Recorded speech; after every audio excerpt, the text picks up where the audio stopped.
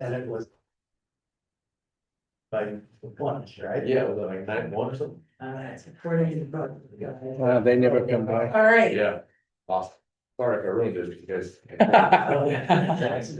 we're gonna call this meeting to order at 6 p.m. Thank you all for being here for the Community Advisory Council meeting of June 10th. We'll go ahead and go around the room and introduce ourselves. I'm Lorena Barrera with the 3rd District. Nancy Pemberton, 5th District. Brent Kidder, Lieutenant with the Sheriff's Office. District 2, member. Casey Jones, District 2. Trevor Ward, District 3. John Esposito, District 4. Nathan Solomon, District 1. Michael Miller, District 4. Lisa Camacho with ILR. Thank you. We'll move on to item 2, approval of the May 13th meeting minutes. Hopefully everyone had a chance to look at them. Are there any comments or questions or revisions for the minutes from CC members? Okay, we'll open it up for public comment. Is there any public comment on the minutes? Seeing none in the room and none, no hands raised from our attending online. We will bring it back for a motion. Is there a motion to introduce? Almost. Bruce, sorry. Okay, thank you, Michael. Second, Second. Nate, all in favor, say aye. I Aye. Any nays? Abstentions? Okay, Abstention, thank you. From John Azavito. The motion carries, thank you. Moving on to item 3. Current member attendance, openings and appointments. We currently have a vacancy in District 2 and in District 5. If anyone is interested in, or if anyone knows someone who is interested, please let them know to contact their supervisor and apply through the Board of Supervisors website.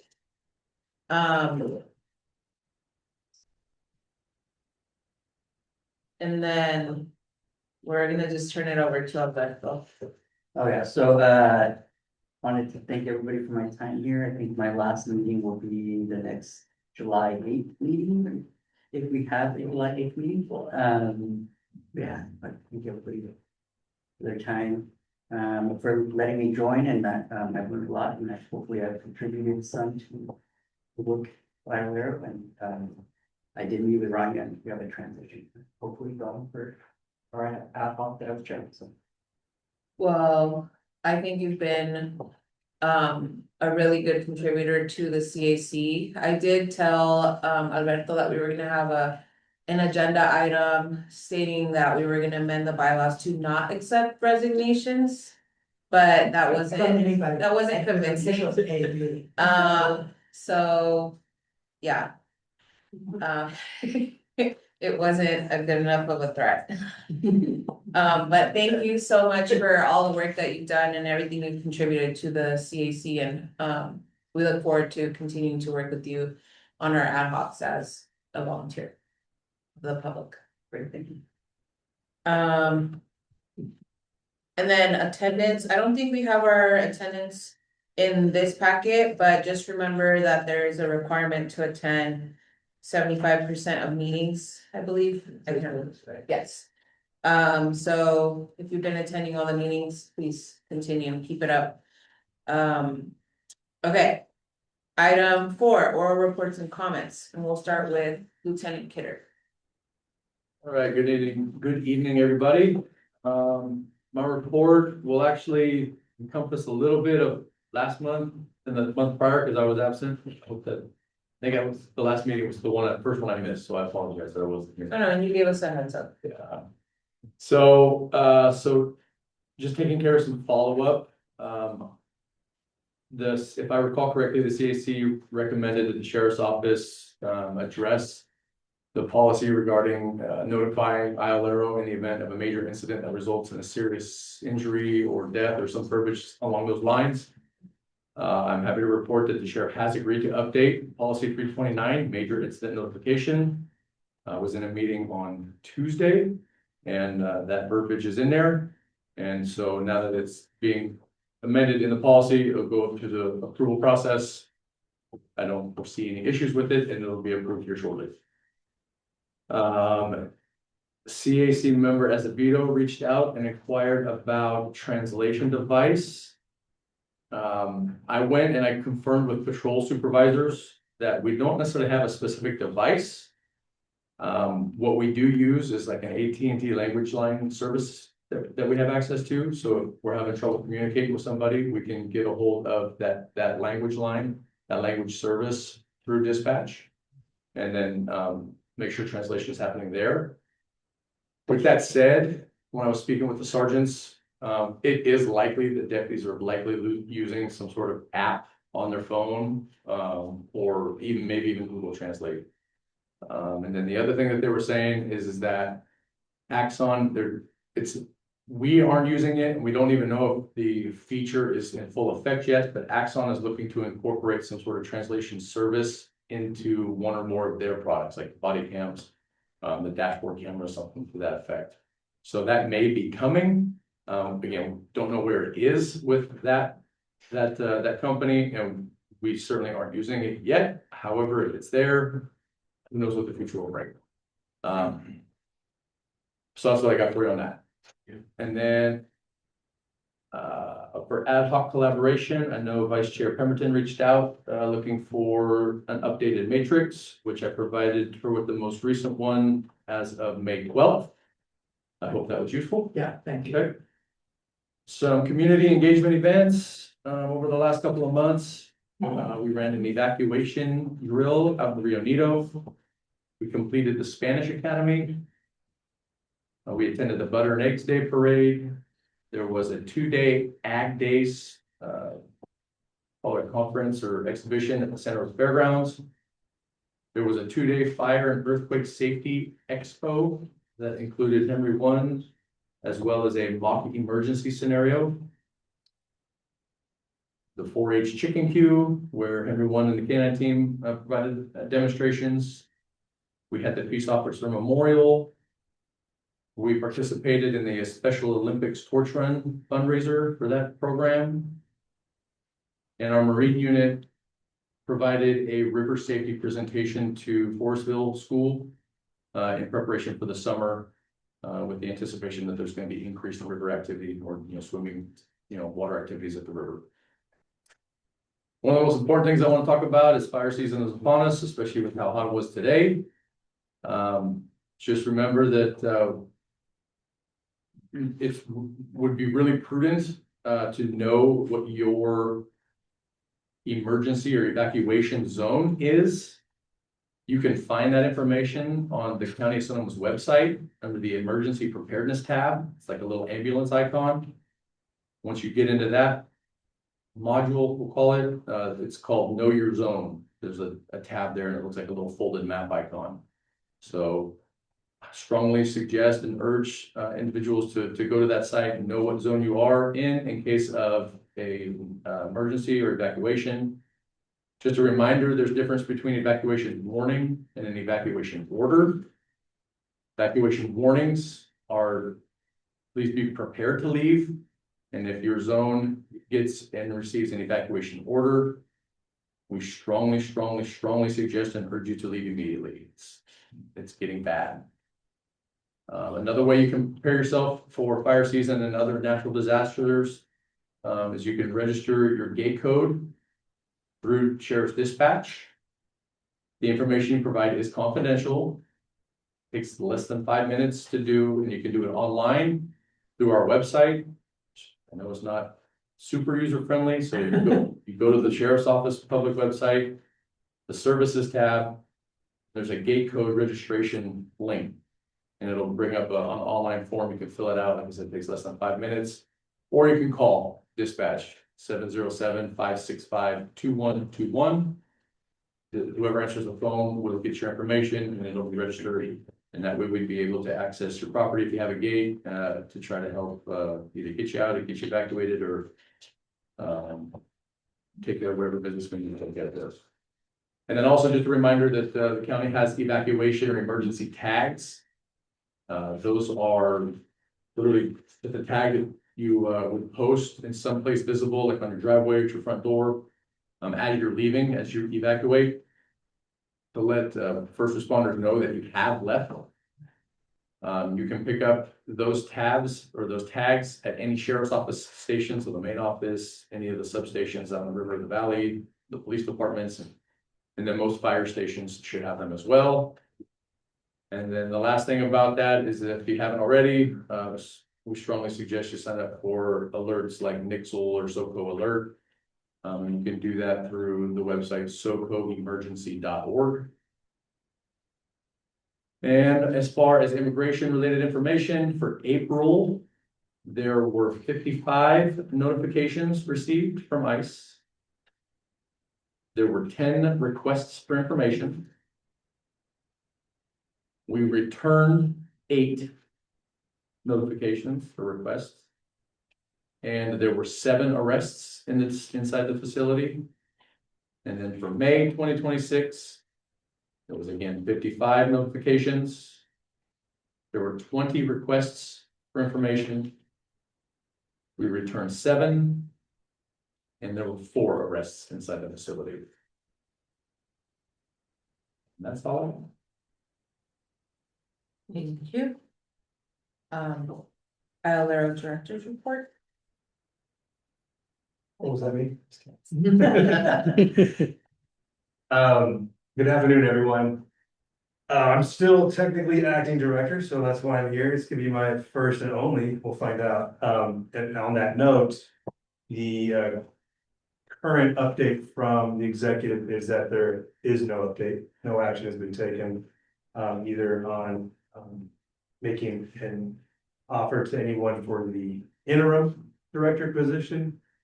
And there's been no action on further discussions regarding any Measure P amendments or discussions for getting that on the ballot. So nothing's been done.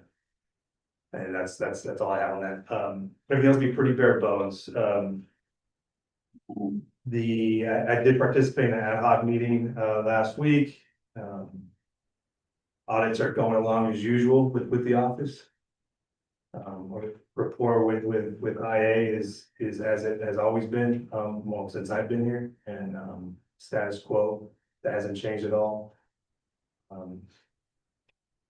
Regarding NACOL, we do request that you all get with us, get with Lisette and let us know who wants to participate this year in attending NACOL.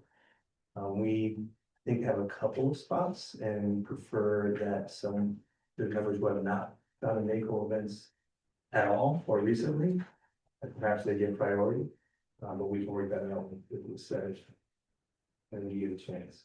Could you remind us of when and where it is?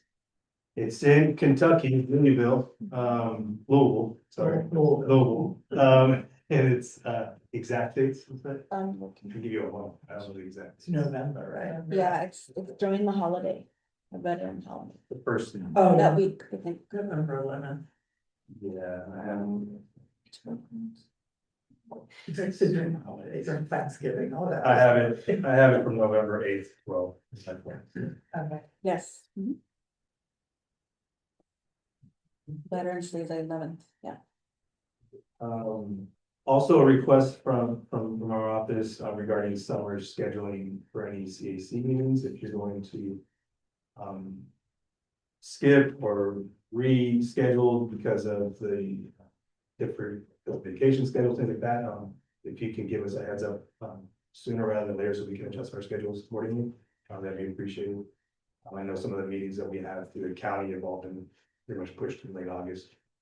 Yeah, I had a county meeting today for the employee engagement cohort, and that was the last one we're having until the end of August.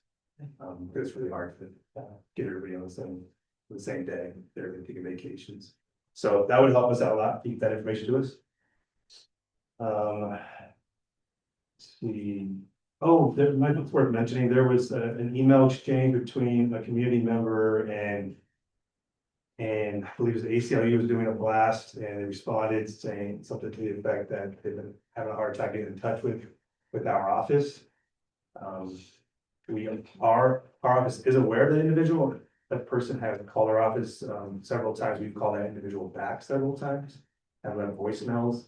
From what I recall, the nature of the voicemail left by that individual, did not involve Sonoma County Sheriff personnel. I called again and also emailed the individual. We did not have the email until we got this email exchange recently. And then reiterated the same information. This is our hours, this is our contact information. This is how to get in touch with us. Also, sound like you may be talking about another agency. Here's that agency's information, which is standard protocol of situations. There was a comment about our office not being open that they visited. That does happen. Our office, we have a small staff. For safety concerns, sometimes there might be someone in the office where we close the lobby. That does happen depending on staffing, but that is not standard. That is not normal, but it does happen, and it could have totally been the case if this individual went to the office on a certain day, at a certain time. That there was somebody, that the lobby was locked. I did email the individual advising, give us a call and schedule a specific time to make sure that somebody is there. Very good. This is unfortunately an inconvenience that does happen. Outreach events, I'll kick that over to Lisa. Yes. If you want to do that. Can I add something to what you were Sure. saying? If the door is closed to the lobby, the window, we have a QR code that takes you to the complaint form online in Spanish and English. So even if nobody's there, somebody comes, they can still file a complaint. Right, that's our phone number on there as well. Yes, or info. And community events, I'm working on getting a booth for Friday night market at Bruno Park. This Friday, and I don't know if every Friday. But the events that I do have booked are Wednesday night market for Santa Rosa, June 17th. 5 to 8 at the courthouse, Old Courthouse Square. And then that Saturday will be in Windsor for the Latino Fest. And that's, I don't remember the time on that one, but that's June 20th, the weekend of Father's Day weekend. And those are the 2 events, or possibly 3 that we'll have scheduled. And in the same vein, we do have a couple of events that were pre-scheduled when John was still here for director appearances. We've been reaching out to those folks saying, hold off, we'll reconfirm when we hopefully get more clarity. We still have some time before those events come up. But we're hoping to get some clarity from board supervisors and executives as far as who's going to be interim, or how they're going to handle that. We had hoped to get that information last week and happening with hoping something will come yesterday. They're pretty tied up with the budget, presuming. There are some events coming up, and hopefully we'll have some direction for that. Those events go so we can get director appearances and do our slideshow and do Q&As. Other than that, as far as, I know a lot of you follow along, so you already know this information, but as far as the appeal, or the petition for review of the appellate decision, the timeline for that, so sheriffs and DSA filed petition for review early May. The state sheriff's association filed an amicus with that. Our office, through our attorneys, filed a response to that. And then DSA and the sheriff's filed a response to our response. So those are all filed. Generally, the timeline for that would be 60 days after the initial filing. So somewhere around the 4th of July weekend, first court day after that would be 60 days. Court does, it can extend it another 30 days. So I guess more of a hard deadline would be August 3rd, August 4th, something like that. Our attorneys are following it, checking in with us, checking in with me. If there is any action, they'll give that to me immediately. We'll share the information. So if the petition is granted, then is there additional process, full briefing followed by argument? Is that how that works? Yep. Okay. Thanks. So, Thank you. I don't have anything to report for public correspondence, so we'll turn it back to CAC members for questions on any of the reports provided. Okay, seeing none, we'll open it up to the public. We'll take public comment on all reports provided, and you have 3 minutes. And we'll start with Jim Duffy. I just got 2 quick things. I know normally you guys take July off or CAC takes July off. But with the sort of hermitsio hanging over our head with the potential ordinance. You know, no news is bad news in this instance. I don't know whether it's a smart idea to take July off or not. It's a weird situation, so. I just wanted to put that out there. And I know that the Board of Supervisors tomorrow has a special meeting going on. And on the agenda is the appointment of the interim director, so that they should be making a decision on who they're gonna make an offer to, at least tomorrow. Yeah. Thank you. Thank you. Any other comments from members in the room? Looks like we have 1 hand raised online. Josette, go ahead whenever you're ready. I'm not too familiar with your meeting, so I don't know if this is the right time to speak right now, so that's why I'm asking now. If you're just commenting on the reports you've just given, or do I wait till the end of the business items if I have some comments on those? You have comments on a particular business item, each item will have a time for comments. Otherwise, right now, we're only taking comments. Okay. All right, I just want to be sure that I'm doing the right thing. So I will just raise my hand when it comes to those items on the business items. Thank you. Okay, thank you. We'll close out public comment. Could I, Oh, I just wanted to say why I'm here.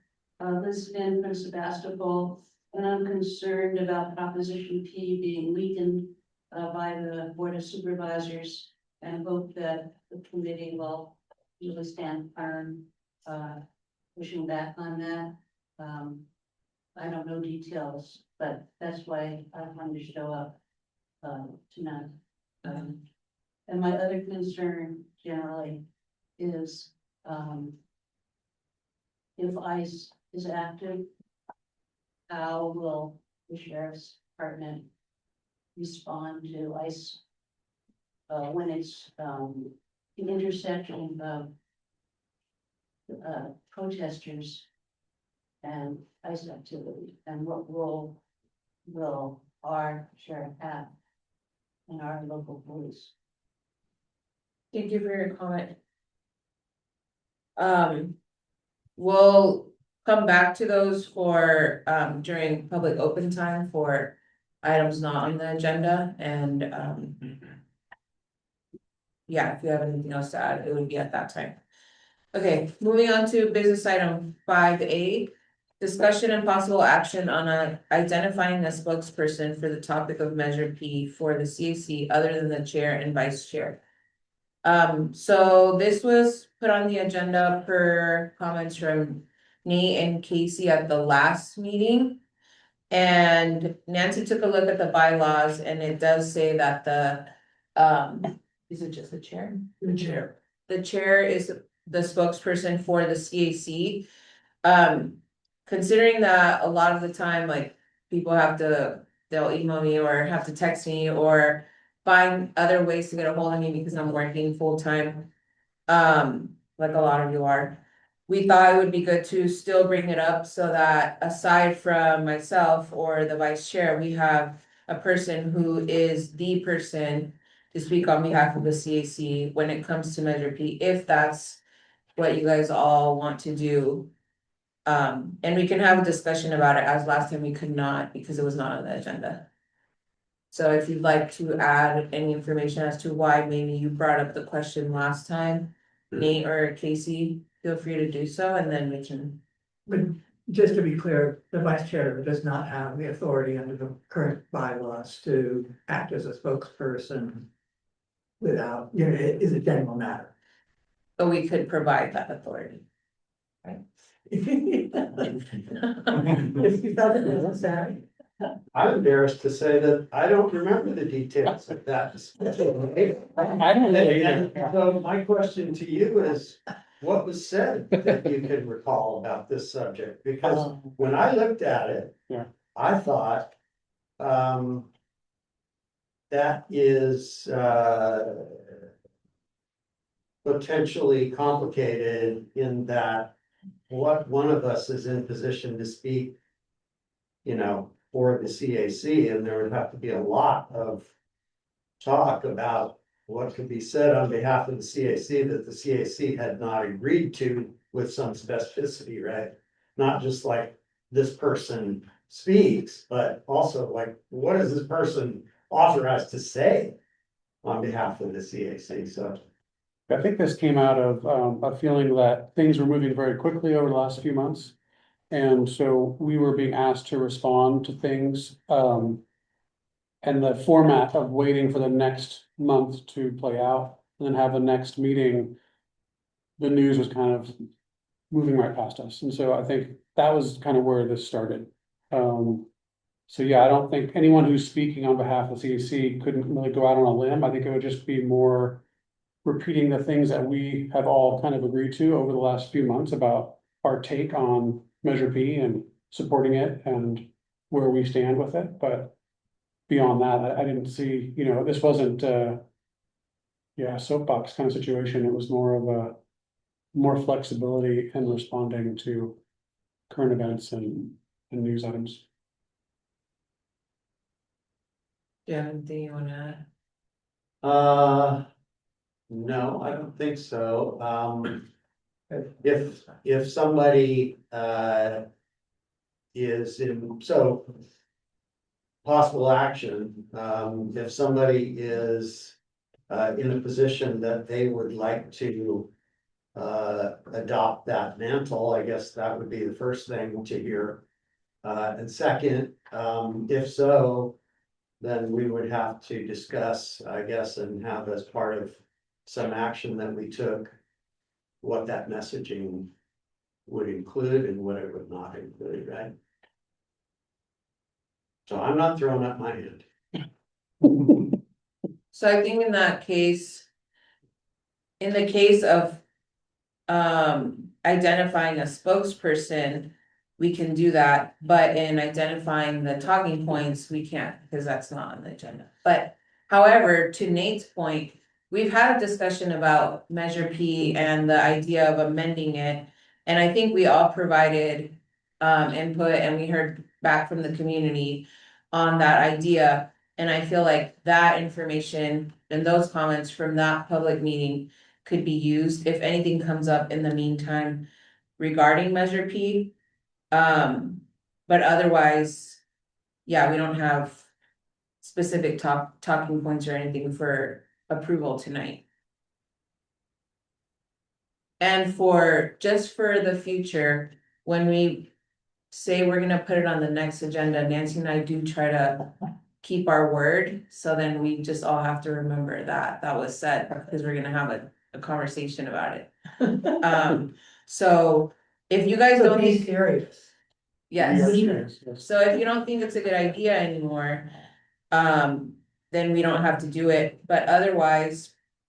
If you do want to, we can identify that person, and I do agree, I think we also mentioned the Brown Act is slow. We all know that, and we don't know how fast this could move if it moves forward.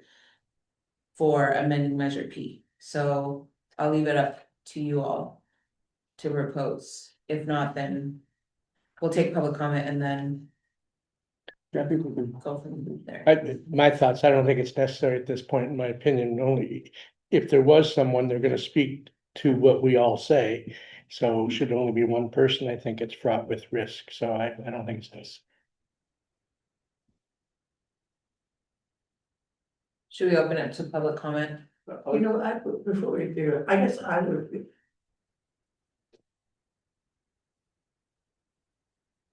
I would actually, I mean, and I'm just speaking not for myself, but for the position, I think that it should expand to the chair or vice chair. there have been several times when reporters have not been able to reach Lorena, and they call me, and I'm not authorized to speak, so, I think that in general, we ought to think about it, I think we ought to amend the bylaws to add that. So I'm confused about that. If a reporter calls me and asks me a question about CAC business and I'm in the mood to answer and engage, I'm gonna do it. I'm just not gonna say, I'm certainly not ever gonna say, in fact, I would affirmatively say, I'm not speaking for the CAC, I'm on it. Here's what's happened, here are some things that have, that have engaged us. Here's my view on this, you know what I mean? No, I understand, and that's what I do as well, but Yeah. I'm saying that, we are an official body, and we ought to have official spokespeople. And we do officially have a spokesperson in the chair. The bylaws require that, or permit that, authorize that, and all I'm suggesting is that and there may be times where we do want an official spokesperson, and if the chair is not available, given how quickly the news cycle is, we may want to make it possible to have somebody else be that person, and it seems that the other officer ought to be that person. I think you made some points that I was allowed to make as well. Seeing as the last time the discussion we had was about Measure P and the timeline that they gave was ridiculous, right? Like how fast it's moving, that it's imperative that we have a voice in that conversation. So if what we're saying is that, they can't always reach Lorena for like an official statement, then I would suggest, I was gonna say Nate, because I think Nate, you were, the last conversation you had been pretty vocal, but I didn't, one way or another, didn't think about the vice chair, but having a secondary person specifically for Measure P, I think is important just because of how fast this could be moving. And if we wait for next meeting, it might mean that we don't have a voice in there and it looks like we're not doing our job simply because they couldn't reach Lorena, but we do have a position. We've stated at the previous meeting to the CEO representatives. Yeah, I would say that when it comes to Measure P, I would propose that Nate and Nancy work together to speak on behalf of the CAC. And then to the point of adding the authority to the vice chair, I have delegated that unofficially to the vice chair because the times that I have spoken to the press, they take my words out of context, and that really frustrates me. And I know you guys have all heard me say that I don't read the paper for reasons like that. So unless I have to. So that was one of the things that I did mention to Nancy when we first took on these roles, anything that involves the press, if she would handle it. But I think we should formalize that for future officers. And that could be an item on the next agenda because that's not on this agenda. But for now, I made a proposal and maybe we open it up to public comment and then bring it back for a final discussion to see if there's any action on this item. So we'll go ahead and open it up to public comment, and you have 3 minutes if you'd like to speak. Go ahead, Jim. I like the idea of adding the vice chair. I think it would also be useful if you're gonna open up the bylaws, to add something in there about the CAC being able to take policy positions on issues related to your charge that might not necessarily involve a recommendation for sheriff's policies. Because this would be an instance where you could have a policy position that you establish at the CAC, and this is what I heard you guys say. The CAC opposes going to the ballot at this time until Measure P is fully implemented and has been reviewed, because we shouldn't be changing it until we implement it and see if it's working, and there's no legal need that we're aware of to go to the ballot. And that language would be cleaned up, but you can do that in a 2-sentence policy statement And then if you passed that, that would be something that any CAC member should be free to share, because this is a statement that has been passed by the group by a majority vote. And so I think, and I'm sorry, I'm really jumbling my words here, but I think you're getting what I'm saying. I think that would be a useful tool for you to have in your toolbox as the CAC. Thank you for your comment. Go ahead. Alcina Horstman, I agree with everything he said. I do think you need a spokesperson. I understand, people that are familiar with the press. And I do think it's great and a good idea to have more than one person as a backup. Thank you. Susan? Yeah, I'm confused. You already have a spokesperson, it's you. Didn't we say that? So then you get someone who helps you with that, and that's Nancy. But are we talking about something separate, a spokesperson for P? Okay, just wanna make sure. Okay. So we don't have it. Is that the end of your comment? Yeah, just that question. So far we've gotten comments related to a spokesperson, but not on the Measure P. Okay, any other comments from members of the public? Okay, seeing none online, we'll bring it back to the CAC. For final discussion and a possible motion, if you guys, like the idea of proposing Nate and Nancy to work together to speak on behalf of Measure P, that's what I had proposed. You would need to entertain the motion and to take a vote on that, otherwise we can move on from this item. So if what being a spokesperson in this, in this usage, if what that means is that questions are going to be directed to, so that, for example, if there are questions from media or whatever, that, we know who we're gonna identify. I don't think it's necessarily just the media, it could be like, tomorrow we learn that the Board of Supervisors is gonna propose these amendments or something, then someone can show up and speak during public comment and provide the voice of the entire CAC in an official capacity. It's not just responding to the media, it's just on the subject matter to whomever is trying to take action on it. Yeah, I guess my concern about that is that, unless I know more specificity about the setting and about what's going to be said, I don't think that anybody should speak on behalf of the CAC stating a position unless we've all agreed that's our position. So that's why I'm struggling with the concept of a spokesperson. Okay. No problem. As opposed to someone that questions are directed to, so that there's somebody who is on the CAC who can be heard, but is not in a position to say, here's the CAC's view on that, because that doesn't seem right to me. John? I agree with some of what Casey's saying here. I mean, I think having different CAC members be spokespeople potentially for different subject matter for the CAC gets a little bit discombobulated, in my opinion. I think amending the bylaws to where if you're not available, all questions get routed to the vice chair. Very clean, seems logical to me. But just to have different people as spokespeople on a different subject, it seems a little, I don't know, I can't wrap my head around it yet either, but I'm trying. So. Okay.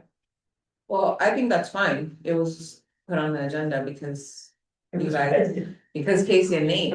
Yeah, I wanted to talk about it. I think it was important to talk about, and I think, We heard. his explanation makes perfect sense to me, and if that's the cleanest way to go forward, I think let's do that. We can Okay. put on the next, So at the next agenda, Yeah. we don't know if it'll be July, but at this time, it will be in July, there will be an item to amend the bylaws to include those same responsibilities that the chair has for being the spokesperson to the vice chair role, and we'll take into consideration the other comments that were made by members of the public. Okay? So we will have that on the agenda for the next week.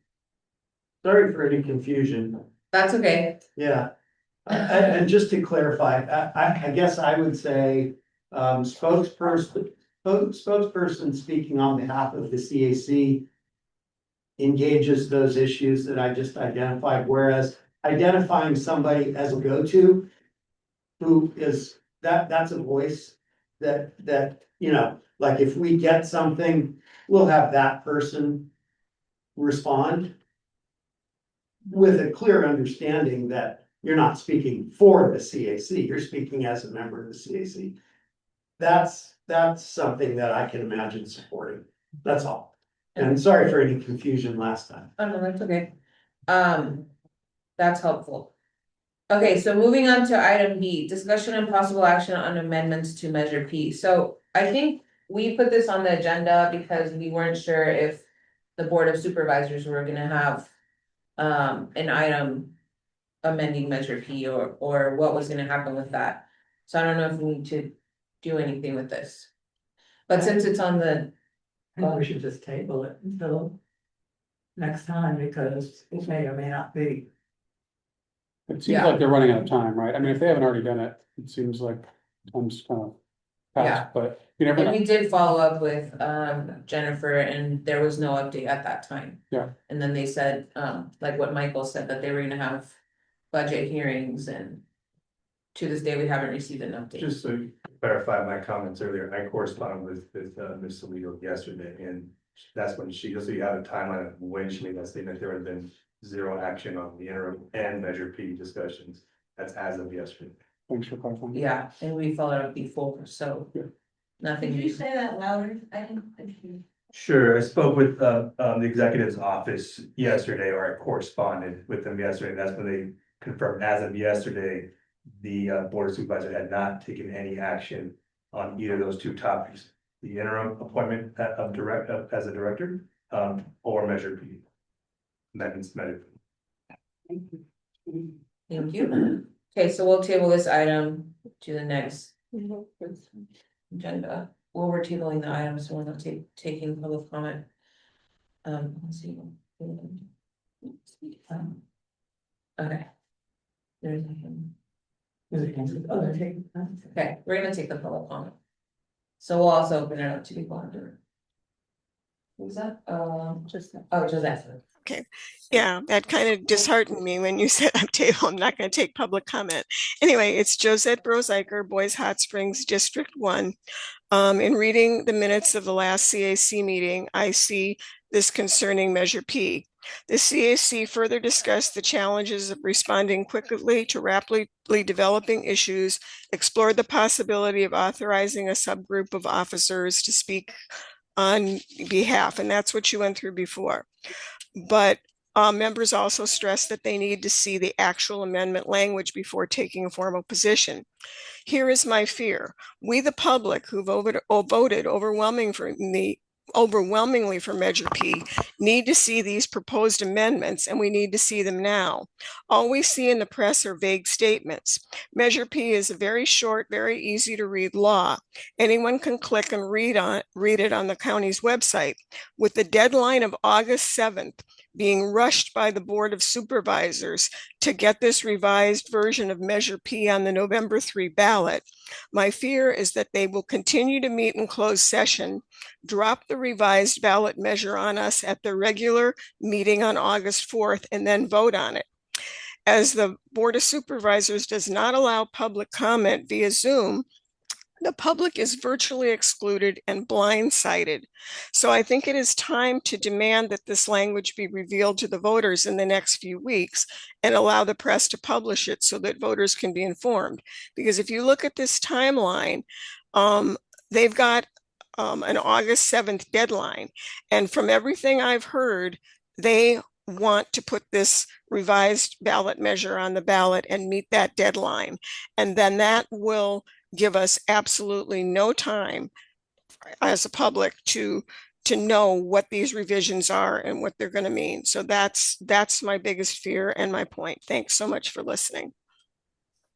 Okay, thank you for your comment. Any comments from members in the room? Okay, I have the same concern. okay, thank you, So did I. thank you. Okay. I see a lot of heads nodding, so I'll assume that support for the comments made. Okay, thank you. We'll close out public comment and we're closing out this item as we're tabling it to the next meeting if necessary.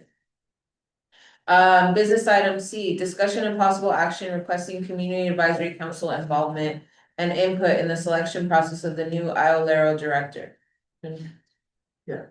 Um. The process that occurred when John was hired included a community panel. So initially what happened was is that the county hired an outside recruitment agency. They recruited and screened people. I don't know whether the HR did additional screening or not, I don't know. Then there were two panels set up. One was for what they call the expert panel, and one was called the community panel. And Jim and I were on the community panel, and along with a number of other people. And I thought that and there were 6 candidates, I think, that they presented during that day. We learned about them that day because of issues of confidentiality. And then at the end of the day, the 2 panels got together and discussed the candidates, and we didn't. And Jim, maybe you can help me with this. I don't think we voted. We ranked Yeah. them. We We just ranked ranked them and we moved forward. Okay, And the rankings from the community, and we got together after the interviews were done. They put, and it's been different with all 3 directors we've had. So this time with John, they put the expert panel in the same room with the community panel to forward 3 recommended people.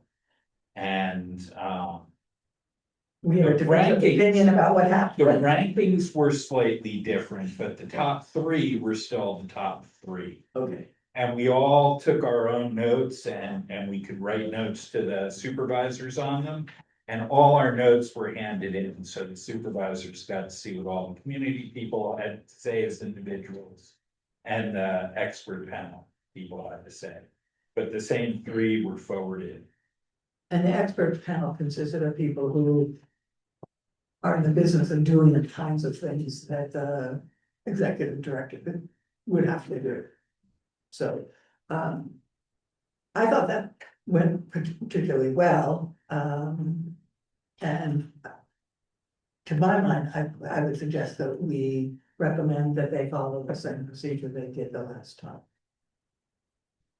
And the time They've before that. done it every time. Yeah, I was gonna I'm say, sorry? But it's how they've done it every time, but I trust this board of supervisors less than any board that has been around for the last decade.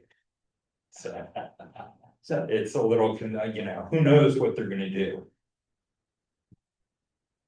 I think because there's changes in, well, if, I don't know if you know this, or maybe if you know, Michael, but when there is an interim appointed or put in the position, how long are they interim for? And do they then have the opportunity to become the person, the director, or like, do you know, I guess my question is, do you know if this is all going to happen before the new supervisors come in?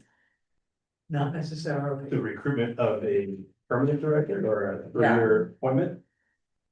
It could theoretically, it'd be difficult to pull it off in that short of a time. Which is why they're trying to get the interim appointed, because it could drag on for several months. I've seen this play out several times, and it's usually somewhere between 6 months and a year. If someone is an interim.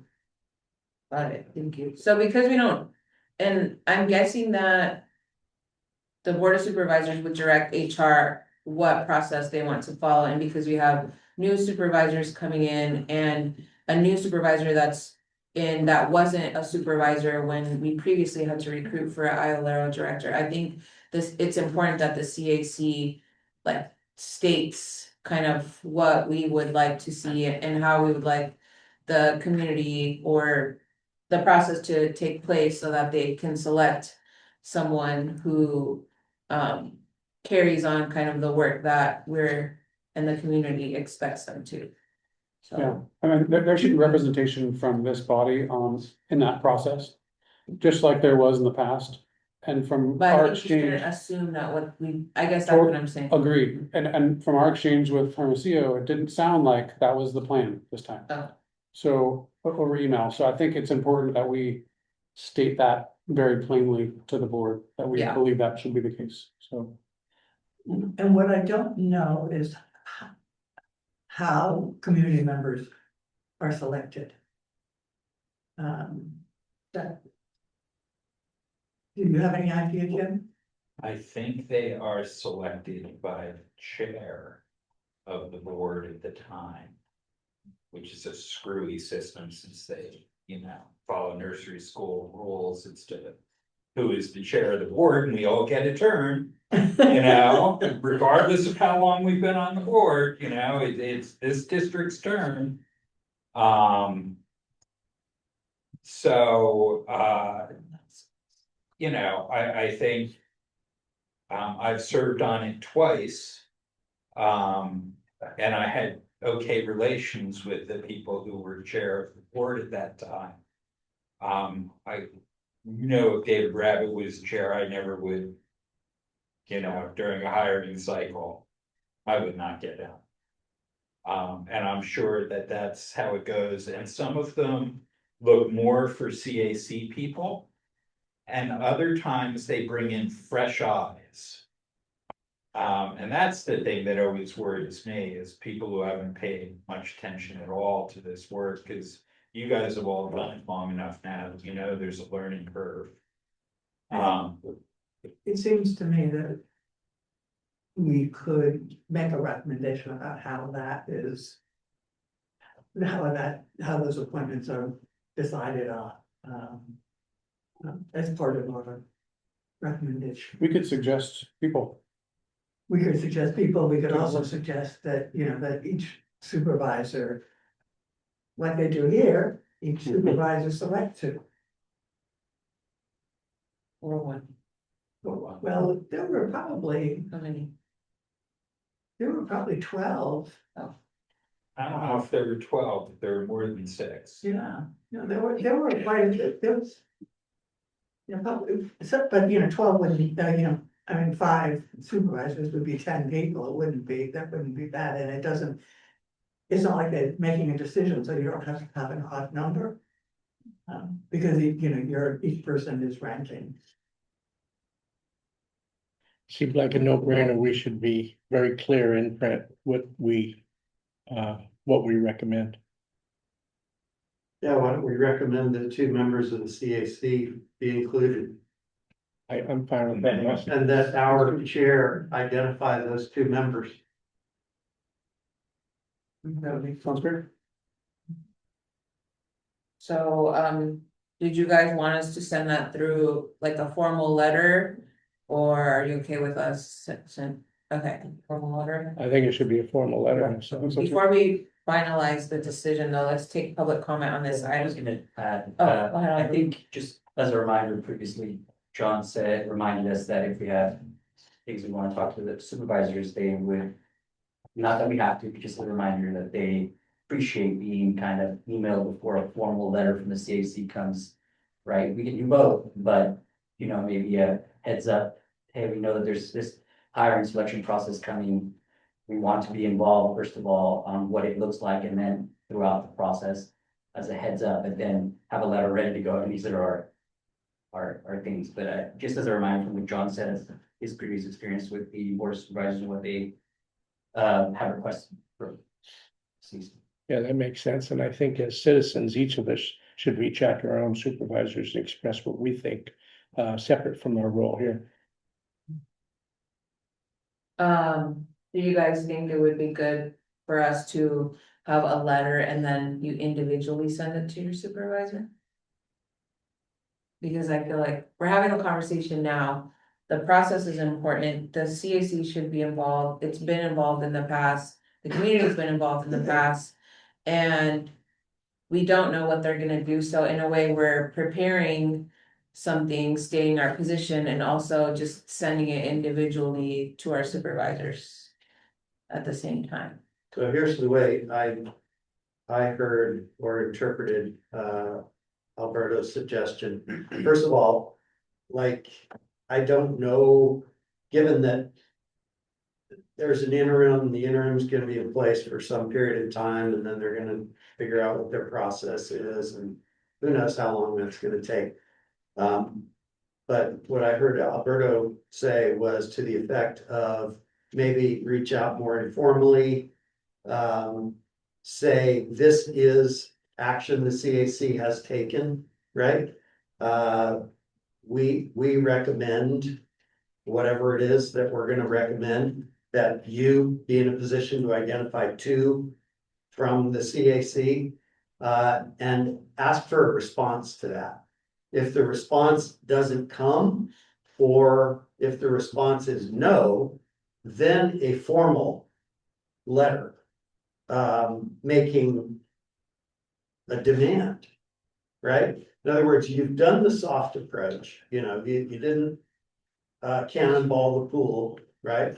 But you have a backup, more formal communication that's ready to go if you don't get what you asked for. That's one approach. I guess. I would say that's because we don't know what they're doing, and same thing as like the other items, because the Brown Act is so slow, if you don't put something together, then by the next time we agendize it. Let's say they already have made up their mind about a process, then it's too late for us to take formal action. We could do it all tonight. We could Yeah, that's vote kind of on what a I'm two-step process. If people supported that, a two-step that was like the soft step that, we just talked about, and then we're ready with the hard step. I wanna, offer a friendly amendment. What I'm concerned about is that I don't wanna wait until we get a no before we send our formal. Yeah.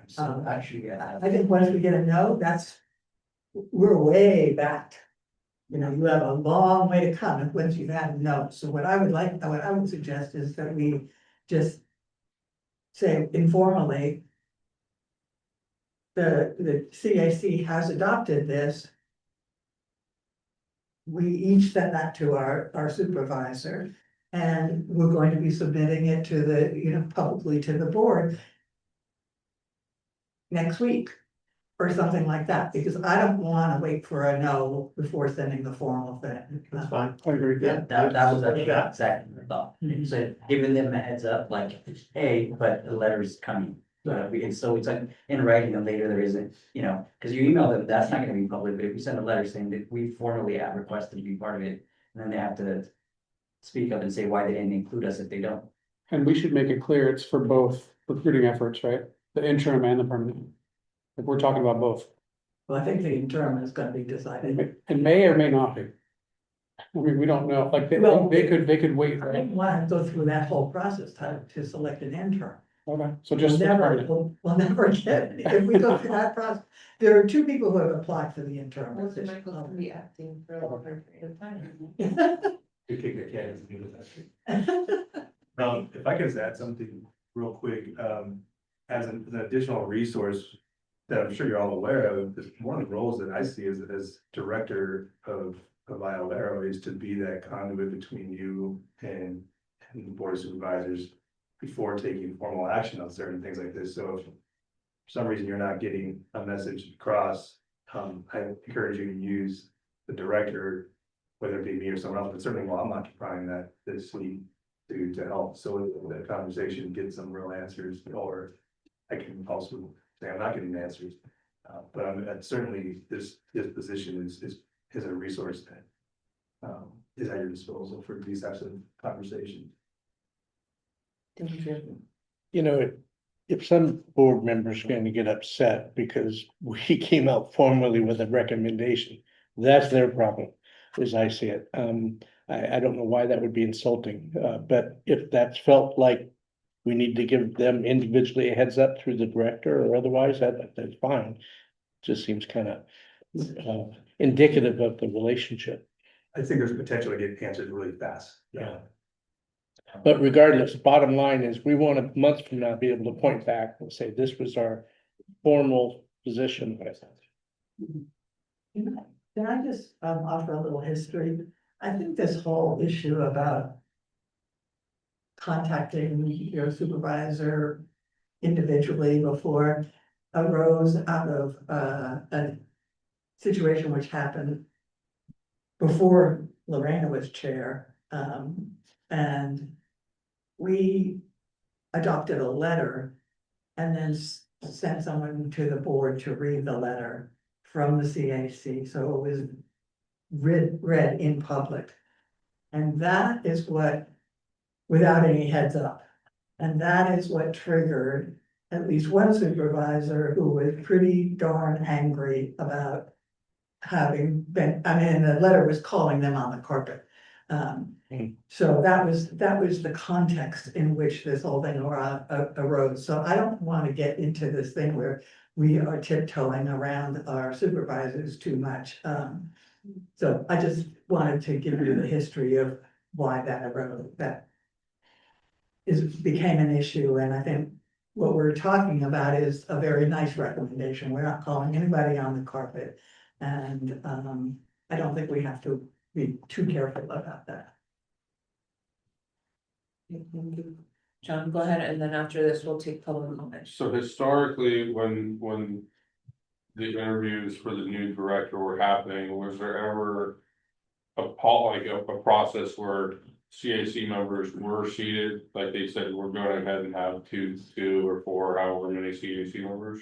Yeah, So that, I mean, that. I think I participated before. In Yeah, May, both for the director yeah, and during the pandemic. like the interim director as well. So, I mean, prior interim. It would be very easy in this letter then to reference that we want to maintain the same process that we did in whatever year that was, not create something new or do something different. And but it doesn't seem unreasonable that what we did, whatever year that was what we want to continue to do.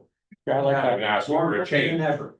We're not even asking you to change anything, we're just saying we want to continue with the way it worked before. And I'm not sure they know that how it works. Well, what, Except for the appointment process. what?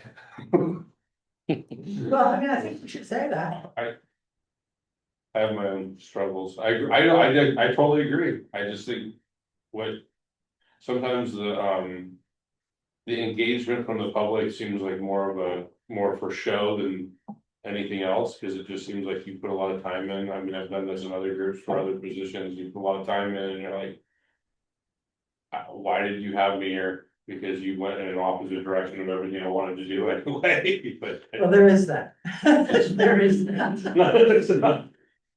All right, so now we'll take public comment on this item. We'll start with members in the room. Susan, we'll start with Susan. You have 3 minutes.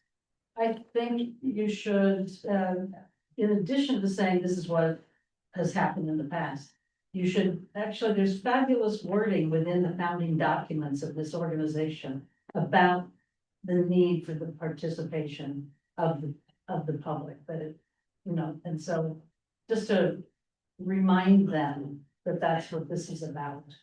And I'd also some way of making it public, you send it to them. But a letter to the editor or something saying this is happening and this is what we just hope it will continue this way, because the public, almost nobody in the public sees what actually happens in Board of Supervisors. I mean, most of the public doesn't even read the paper, but it's a bigger audience than the Board of Supervisors has by a lot. So if there was some way, and totally polite, because as Nancy says, this shouldn't be controversial. It just should be saying, we're in this situation again. We are hoping that it'll happen the way it has happened in the past, and here's why. And let the public know, because the public was involved in Measure P was involved in the creation of IOLARO, they need to be part of it. And then, I don't know any other way to do it. At this point, we've been trying to find other ways to deal with the public and we're not getting very far. Thank you for your comment. Sheena? I agree with everything she just said, and I think you had some really great talking points, and I agree with the idea of just making a letter. I also think it's always great to have a little diplomacy. I agree not that you don't have to tiptoe around, but I also think it's not a bad idea to call your supervisor and say, we have come to this decision and I'm giving you a heads up that we're sending a letter as a body. I also think you should do the letter as a body, and I also think you should release it to the press. Thank you. Yes, I have a question about the interim position, how, and I understand not wanting to go through the whole process, however, I didn't catch how long that position could be in existence. And could the board stall in going forward with the permanent positions and just could be in this place with the interim one that you had no process with? Is it possible? Is that the end of your comment? Um, So normally we I take accept, comment. I'll have a second part, which is just agreeing that, for example, that your letter, regarding weakening P is very strong and assertive, and I think whatever you, in wanting to, continue to use the process you've already developed, it should be assertive and not tiptoeing around. Thank you. Any other comments? Okay. Oh. Yeah, go ahead.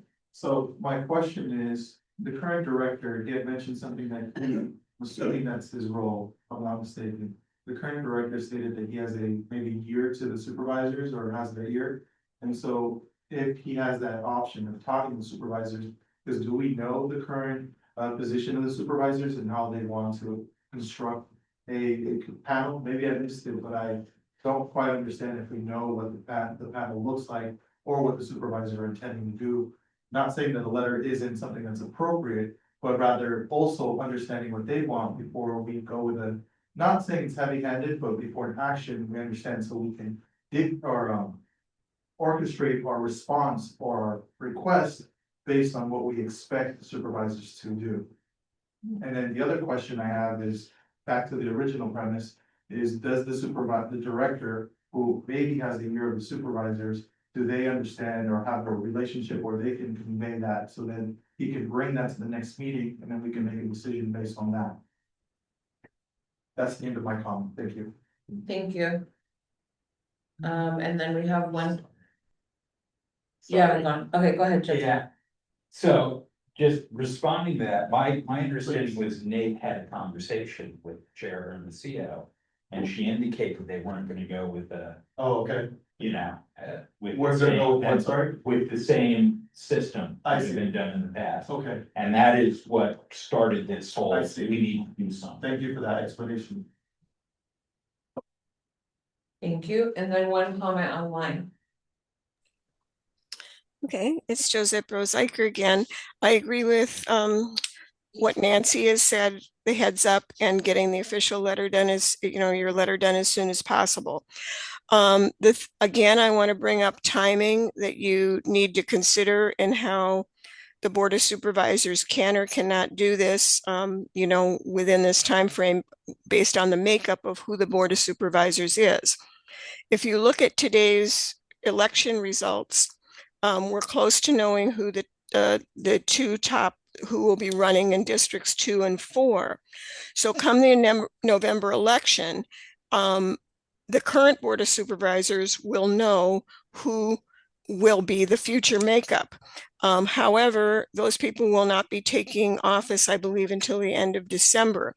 So I think you need to be aware of this timing and how the supervisors may or may not decide how to schedule these interviews and move forward with the interim director and move forward with the permanent director position. So I think those are things that you have to consider and look at also in making yourself clear and what you want, because things could happen very quickly after the November election if they feel that there's a reason based on the new makeup of the Board of Supervisors. Thank you. Thank you. And with that, we'll close public comment. Sorry, I don't get one. So on the questions that were asked, Michael, do you have any? How long can the interim position be before? I think you kind of had said it before, because I asked like, and you said it could be like 6 months to a year. Yeah, I don't know if there's specific language in the. That HR has as far as how long someone can be an interim before they have to pick someone else. But I just gave you some anecdotes where I've seen it usually last around that time period. I've seen it last as long as a year. So between 6 months and a year, something like that. At some point though, the interim can demand, I don't want to do this anymore, point something else. That it would be hard pressed to kind of push much further beyond that, but I don't know if there's specific, there might be specific language that HR has where someone cannot serve past a certain period of time. I don't know what that language is. Okay. And then I think some of the other one of your questions was answered by Jim Duffy. We kind of know the position based on what Nate said, Supervisor Hermosillo reported. And then so from what I recall before John came in, we had an interim named Garrett Byers. And while he's serving as the interim, he also applied for the position. So I don't think that we can actually use Michael Soto to because I'm assuming that you're gonna be interested in applying for the position, right? Yes, I made that public statements about that. Okay, perfect. So I don't think it would be appropriate for us to try to use Michael to push kind of. Yeah. But so that's why we were thinking that it should be us moving forward and asking for the previous process to be followed and pushing on that, because we feel like it's more of a fair process. So from the comments that were heard and from the conversations had, do we have like a final, what are we doing? A motion. Yeah. So here is what I've think heard, that's a and question. what I think, I think that we should recommend. But I don't want to have to wordsmith a motion here. So what I'd like to do is to say, these are the processes, this is the process we think we should follow. And then allow our spokesperson, with help from her assistant, to craft something to send to the board, okay? And you would all get it, because we're going to ask you to forward it to your members informally before we send it to the board supervisors or anybody else formally.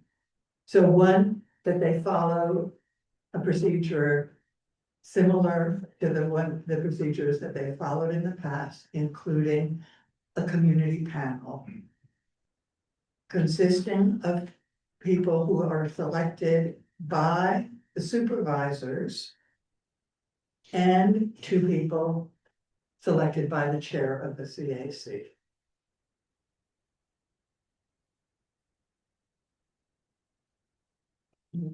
And that's what we've got so far.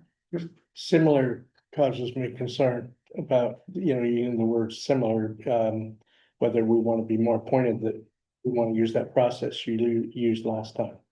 Sure, we can say that. We want you to follow the process that with the exception of how they appointed. Yeah. I just think That's why similar. I said similar, because I see. because of the change in the appointment, but we could Yeah. say we would like you to follow the process with the appointment of the community panel done this way.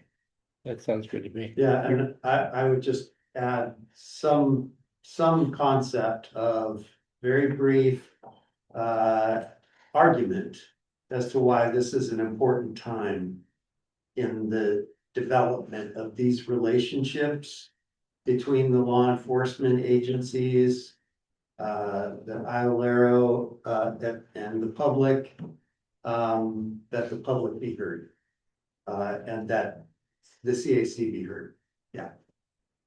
And we will, in drafting this, take into consideration Susan's comment about relying on the founding documents and looking for support there. Right, absolutely.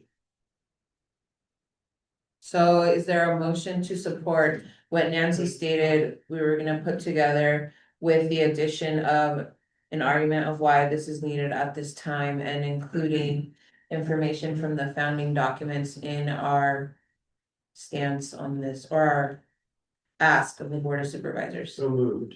Second, Okay. Moved by Casey, seconded by me. All in favor, say aye. Aye. Any nays? Abstentions? Thank you, the motion carries. More work. Moving on to item D, business item D. Discussion and possible action on proposed letter of the Board of Supervisors about the current state of affairs between the Board of Supervisors, Sonoma County Sheriff's Office, and IOLARO. And this was the letter that was brought at the last meeting that we didn't take action on, that was drafted by the ad hoc that Casey and Nate serve on, so I'll let you. yeah, and I think we can skip this. Okay, I mean, we've talked this through already, and I think with this, we left this on here because we weren't aware of those first three items, A through C, so I'm good to move on. if you guys Okay. are. Yeah, I mean, last time I feel like we said that events had gotten past the letter, though they've gotten substantially much more past the letter now. All this stuff is still relevant, but it's probably not the time right now for that communication, say. okay. Okay, so we are at 7:17. Yeah. So we do have on the agenda to adjourn for your ad hoc committee working meetings. Let's just maybe take a formal poll or like an informal poll. How many of you are gonna meet with your ad hocs? If not, we will skip items 6 and 7 and then go to item 8 and continue with the rest of the meeting. I don't think the investigative one needs to meet tonight, Okay, but yours, I feel like we haven't met in a bit, so. We have a meeting scheduled for Friday. Okay, so then, yeah, all right. okay. Anyone else? You guys need to meet? So I hate to be a pain, but point of order, did you want to ask for public comment after D or no? No. Okay. Well, we were gonna also skip it on the previous item, but we just had like a hand raised, so I felt bad. Thank you though. So we're just gonna skip item 6 and 7 and move on to item 8, CAC committee reports, and we'll start with community engagement. Yeah, so we have a meeting scheduled for Friday. Rania and I met and we met Tuesday. And what we started doing is started to work on the communication manual. She provided us with a couple of samples, which I'll share with the ad hoc committee. And she's gonna start putting working, formalizing all our last year's committee's work and ad hoc committee's work and this year's work. To start getting that manual put out there in like a very easily readable version. There's one specifically from Dallas that she showed us that kind of will work, the format will work for us. That being said, probably gonna be looking for a new chair here for the communications plan, but most of the items that will be included in our communication manual have already been kind of thought out, and it's gonna be about actually putting the manual to work, and then putting out a template for next year's ad hoc committee so that they can kind of just pick up and take off with the plan already set. So we're pretty good. We've had meetings once a month, Fridays, usually. It was usually before meetings, sometimes after the meeting, but that's it. Okay, thank you. ICE and immigration. So as Lieutenant Kidder said, we received the latest matrix, which has further reduced the qualifying felonies that trigger a notification, a response to the notification request. I've also had conversations with Brian Morris, who is the public defender, and Victor Escobar, who is the removal attorney, about how we might improve the availability of resources to people who receive a notification or informed that there's a notification request, and that the sheriff intends to respond to that. And we're gonna be reviewing, or is it the matrix, what else was there? I think we're looking at, and we'll be going back to the sheriff, regarding the request for information, and making some recommendations about those, and finding out some more information about those requests. So that's where we are right now. Oh my goodness, I forgot all about that. Thank you. And most importantly, not most importantly, but also importantly, the ad hoc met via Zoom with supervisors from SEO and Hopkins and had a conversation with them. We described what our goals were. We had some conversation about they had already proposed in that ordinance, current ordinance had been passed. We discussed whether there might be room for further revisions or to the county's policies. We got varying degrees of answers, I would say. But we left the door open for further conversation. I will say, I think that they're kind of feeling like they've done, what they can. They've got now $1.5 million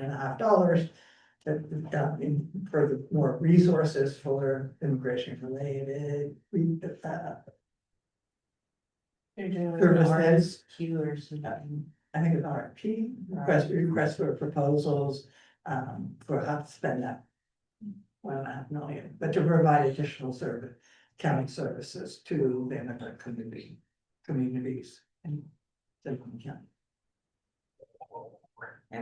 And then reminding me. careful.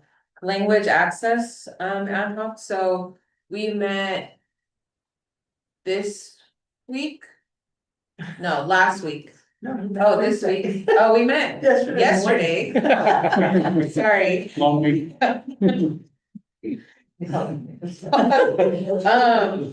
And we talked about, and previously, I think 2 weeks before that, there was another meeting and I had to miss that one, but basically, we've been doing research. The questions that Lieutenant Kidder said he got from John Azevedo were in our capacity as members of the language access ad hoc.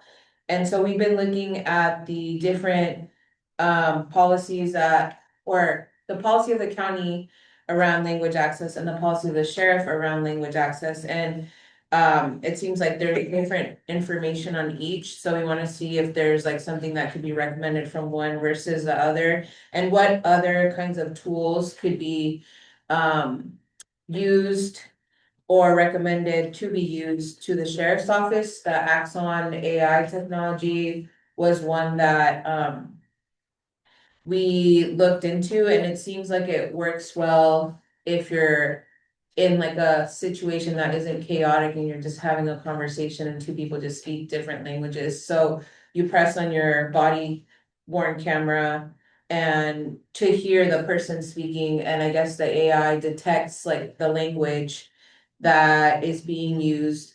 And so when you're ready to speak back to that person, you speak in English and it translates back in the language that it detected was spoken. And so it seems like it would work well in something that's like a fully de-escalated, calm situation. And so we're gonna be doing further research on what can be used in scenarios that I feel like are more of what is handled out in the field by law enforcement, where if there's anything that could be used to help de-escalate and not tools that would be used when something is de-escalated already, because I feel like sometimes the issues come about when people can't communicate, and if there's a language barrier and you can't use tools to help de-escalate, then it's maybe the tools aren't as useful. So that was the only tool that we looked into, but we'll be doing more research on that. And we're also gonna have to meet to talk about some other stuff that we discussed, like has or can a member of the CAC attend like a de-escalation training or use of force training? I think that's one of the things we want to know. And now that we got information on the AT&T language line and stuff that you use, it helps us kind of understand what your process is. So we have some things to talk about in our ad hoc based on that report. Iowa Investigative Authority. Yeah, we met with Michael Soto this past week and had a great conversation with him about, you know, the transition that's occurring. We were in talks to change our ad hoc goals because so much has changed in the last 6 months, but I think we decided to revert back to our original goals in our last meeting. Yeah, so things are kind of moving along and I think we'll be making a lot of progress here over the next few months, but that's pretty much it.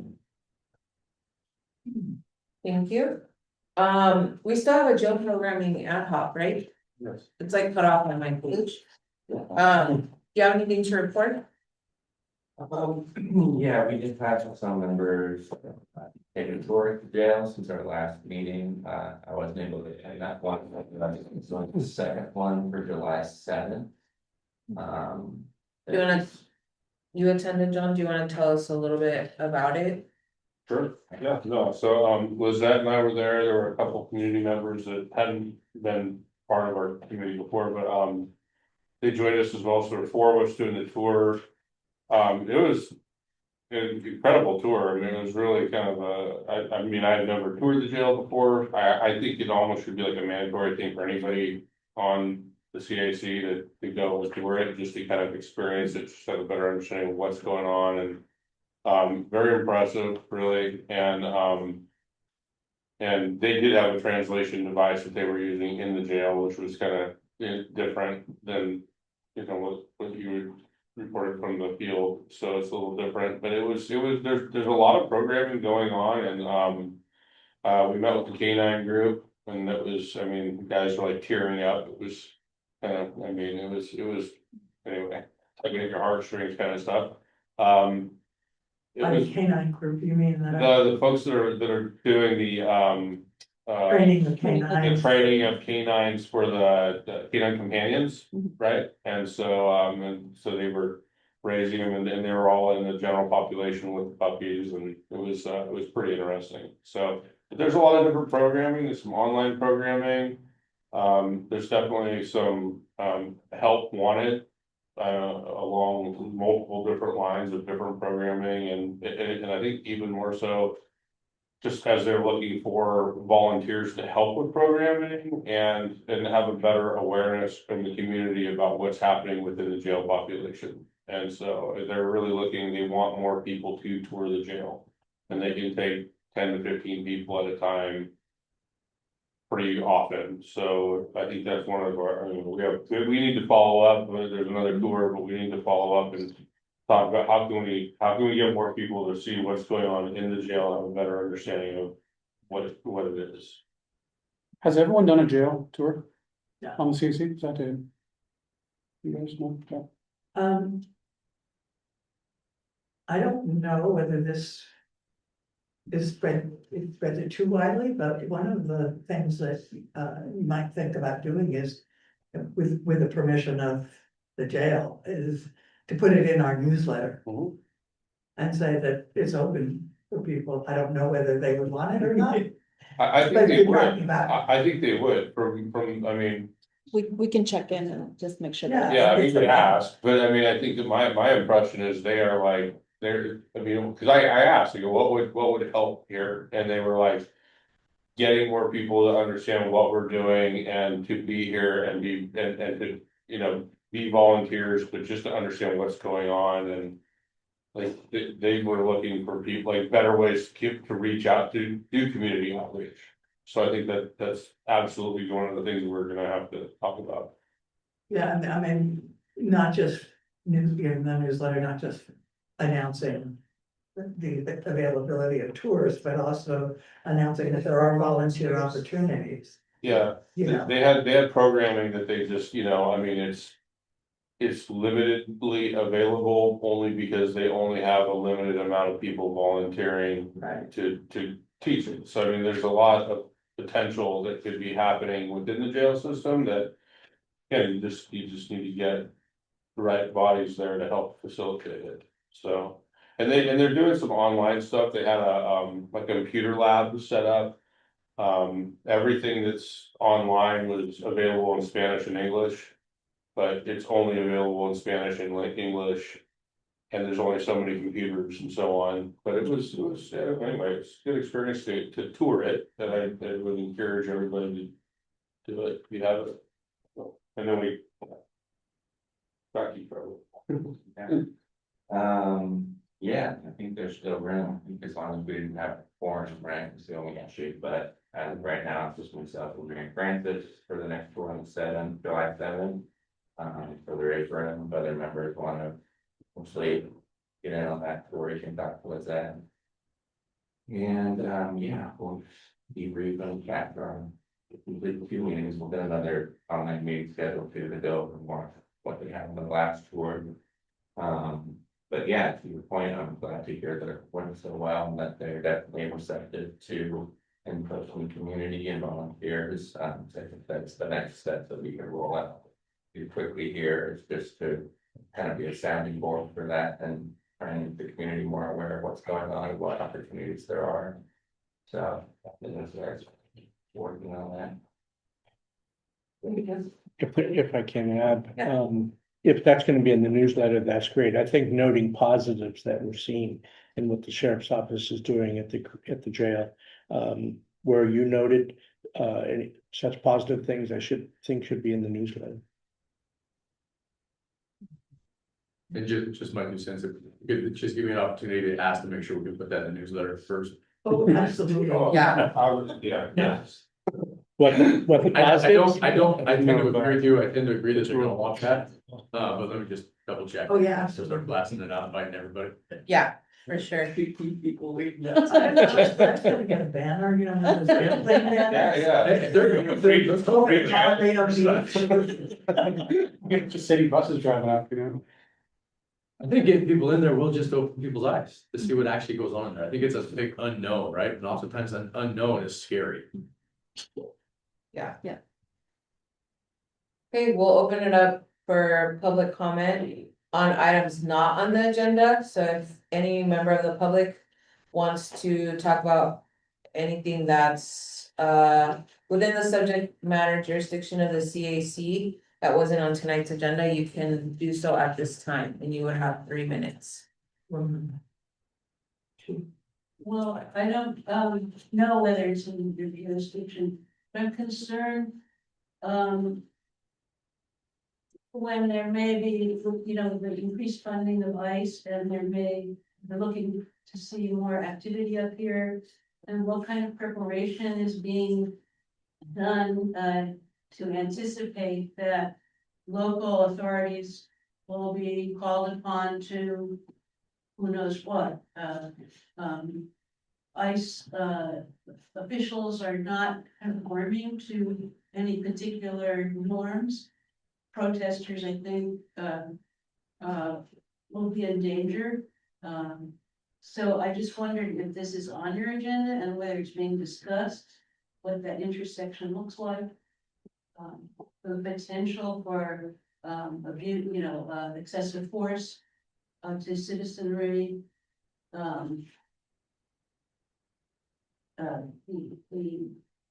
Is there, will a side be taken and how is that side determined? So I think there should be discussion about it. I'd like to just second that. That's a great suggestion. Jim? So I have 3 items, and the first one's directly related to your question. I think Lieutenant Kidder reported 2 months ago, maybe 3 months ago, that the sheriff and the DA had met and talked about what would they do if ICE came in and were violating the rights of the citizens or the community members in Sonoma County. And they agreed that they are going to arrest and prosecute ICE if ICE is violent, and I think I'm getting that right saying that. If they're committing crimes. If they're committing crimes, thank you. So that was great news, and I don't know if we got that in a newsletter, but that is something that should, again, with permission of all the right people. But I think that is something we should blast out and let folks know. Yep.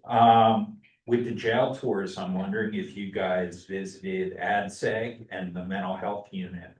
If you asked to go in there and if you asked to go into an unoccupied cell and see what it's like inside a cell. I did a couple jail tours years ago. And I would not have asked to do those things, but I went with Joanne Brown, who did ask to do those things. And that was really eye-opening because they weren't planning, that wasn't part of their pre-planned dog and pony show. And so going into those areas left me feeling a little more unnerved. And then with immigration, in my news bubble, I've heard it reported several times in the last day or two that the administration now has 500 children under the age of 3 that they have separated, that they are caring for. Caring, in quotes, because they've arrested those parents. And we, with our current policies, we are part of that system in Sonoma County. And we have, Supervisor Hopkins said, if you know someplace that's doing a better job than we are, I want that ordinance. And so we gave her San Mateo County's ordinance and said, they are doing better than we are. And her response was, well, they're a charter county, so they can do things we can't. And I think that's bullshit. That we can't do their ordinance because we are a general law county and not a charter county. And so I'd appreciate if the immigration look into that. And those are my comments. Thank you. Thank you. Any other comments in the room? See, we have no attendees online. We'll close out public comment and come back for item 10, request for future agenda items. So at this time, we just have that one on the bylaws. If anything else comes up, please email us within the next week or There's a so. couple. Yeah. Can I just mention them?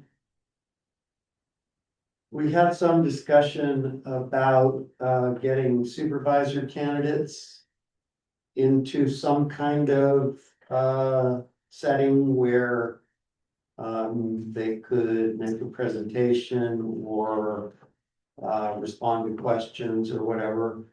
And I don't know exactly what that is. I know Jim Duffy was part of that conversation. He talked about how complicated it is to set up a forum and, that it takes a long time, etc. On the other hand, I'm not so sure why we can't just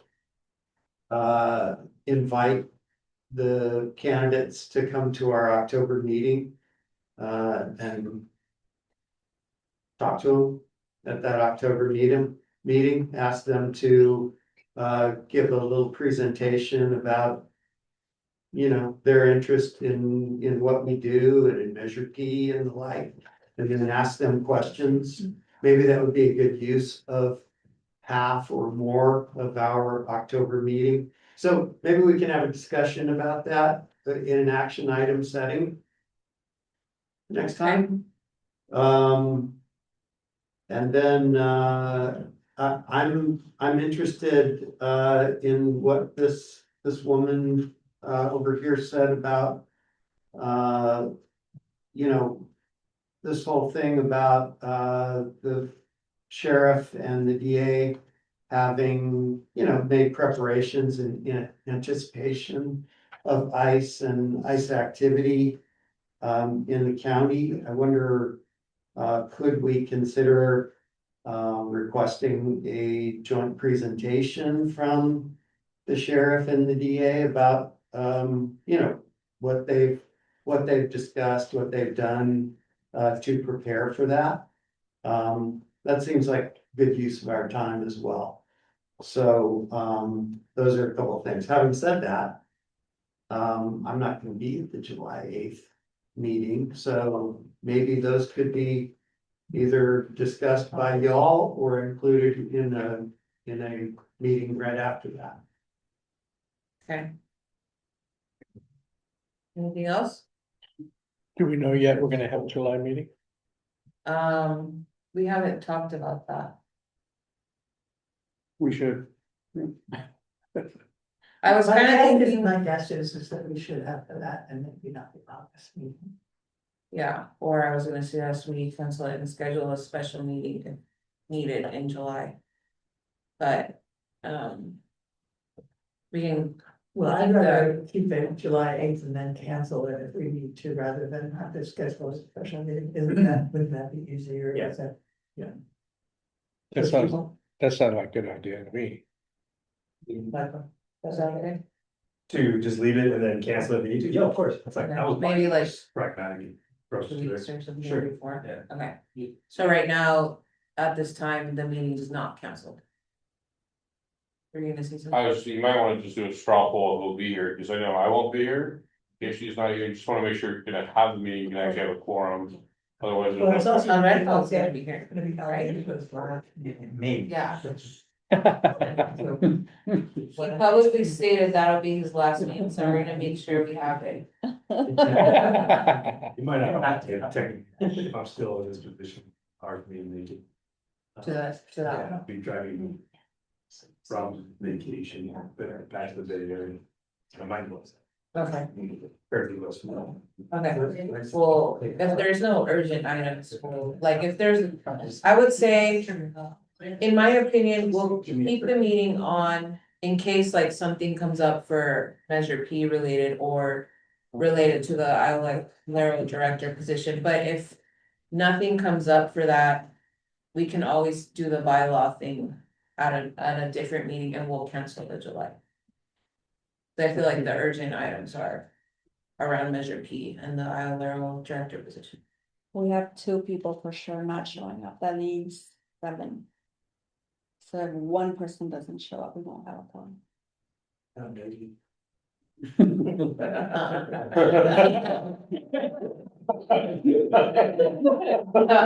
Alright, well, either way, we might not have it, but for now, it's still on. Okay, so. Discussion, CAC announcements. Any announcements from CAC members? Okay, discussion of possible topics to publicize aside Oh, I from, have an announcement. Yeah. that I'd like to make. I don't know whether, I guess you all know that there was a Public Records Act request. And I now have access to those records, so if anybody would like to see them, feel free to contact. okay. Related to Measure P? No, got it. Okay, discussion of possible topics to publicize, so. We're going to confirm that we can publicize information about the jail volunteer needs. And then we're also going to confirm Or I don't know if that's, if we did say that, about the sheriff and the DA stating that they would arrest ICE agents if they're I'll ask to see if breaking the they're laws, okay. interested to. Well, and just like a paragraph for the newsletter. Oh, man. This is for the newsletter, pretty much. Anything else? Yeah, the policy change that the sheriff agreed to, I think we should put that in there too, because I don't think we did that yet. And unless you wanna wait until it's. Oh, yeah, and actually, I was glad that you were, Wait till it's done. yeah, Okay. I like to wait, I think it makes sense. Wait. and have the update to the matrix. the change in the matrix. You know, there's a question about the change in the matrix, but I don't know that we're quite ready to. There's still an issue up in the air about that. Okay, so we'll hold off on that.